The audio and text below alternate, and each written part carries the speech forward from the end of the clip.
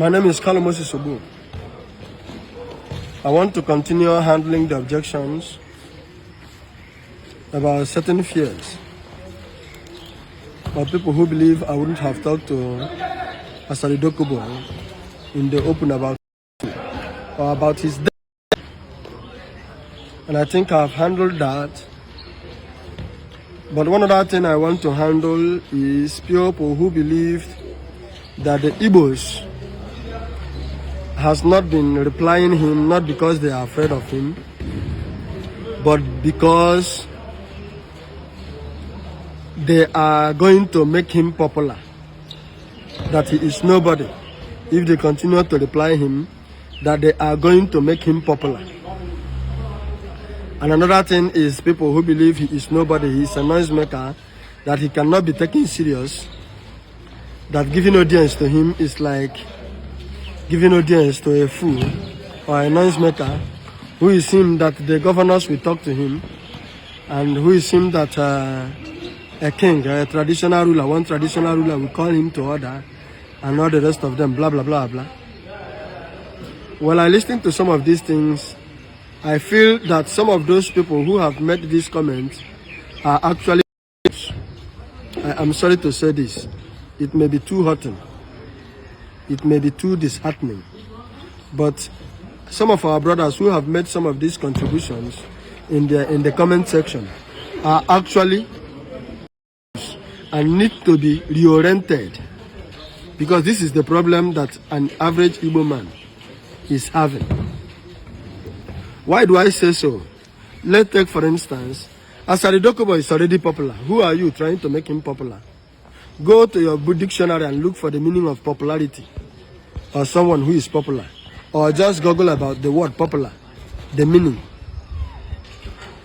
So you saying talking to Asari Dokubo or replying him is going to make him popular. Are you actually listening to yourself? What is the meaning of being popular, or the meaning of popularity? So I can say maybe you don't understand the grammar. I mean the word popular, you don't know the meaning. He's already popular. It is you who want to talk about him instead, that wants to be popular instead, rather. I mean, for instance, me trying to talk to him, it is me that is trying to be popular. As an ordinarily, I don't think you know me, if not for the fact that I talked about him. So the reverse is not the case.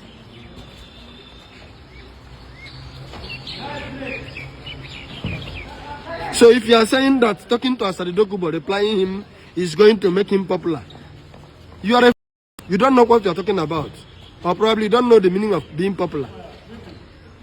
Then some people call, why do you reply him? You don't need to talk about him. You don't take him seriously. You don't. Are you?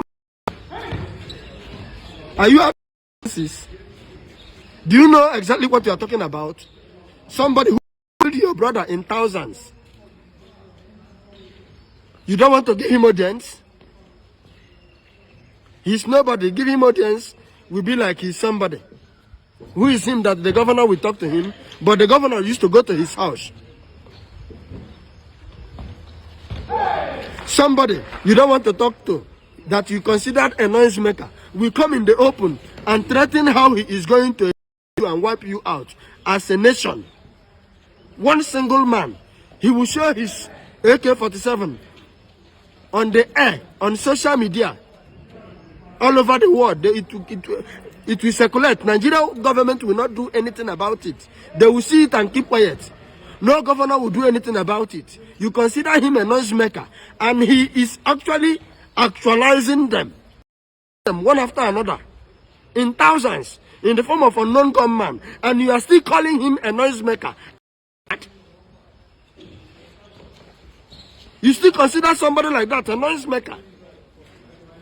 I mean, you still call him a fool that he must not be given attention to. Are you sure you know what you are saying?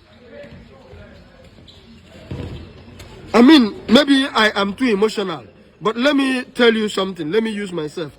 I have some brothers. Then somebody externally came to tell me how he's going to wipe away my family, including me.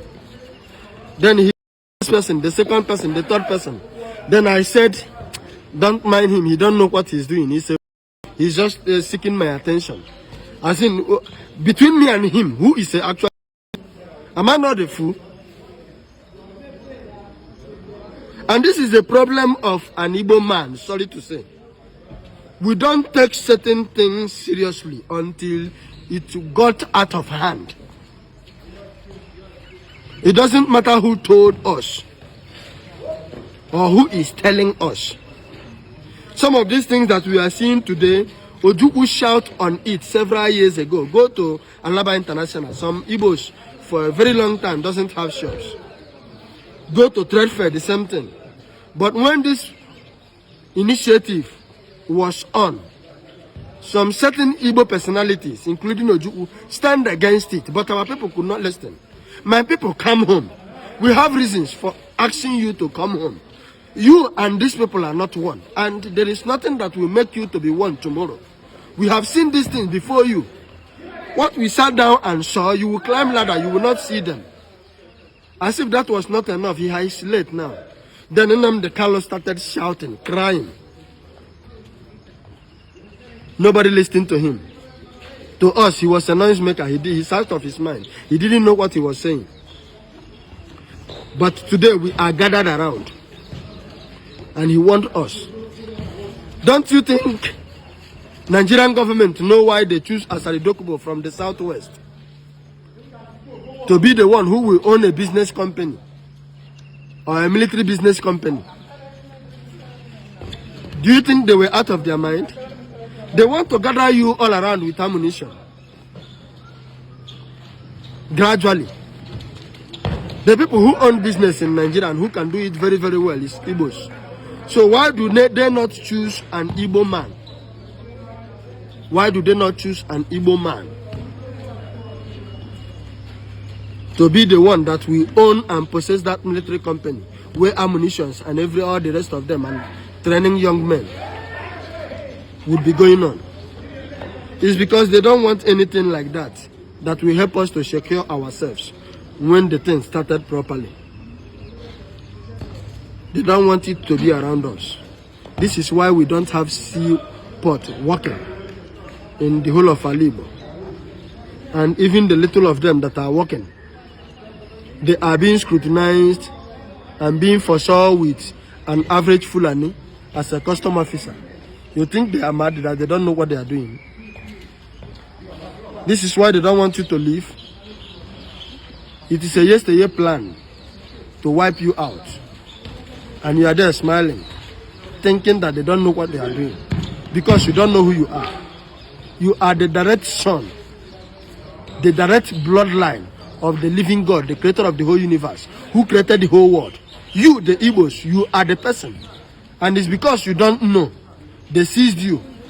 And they don't want you to know. You don't know that you are just seeing enmity from left, right, and center, middle, front, and back. But you don't know what caused the enmity. Or what is causing this envy and jealous. It is because of who you are. And who are you? You are the direct bloodline of the universe, creator of the universe. Take it or leave it. You are the lordship of the house of Jacob, the one that is about to build your new Jerusalem, called the Biafran land. And that is what they are resisting you from making sure that it doesn't happen. Men challenging the will of God. So stop seeing Asari Dokubo as a fool. That is you mistaking your mind. Or being a fool rather. Thank you.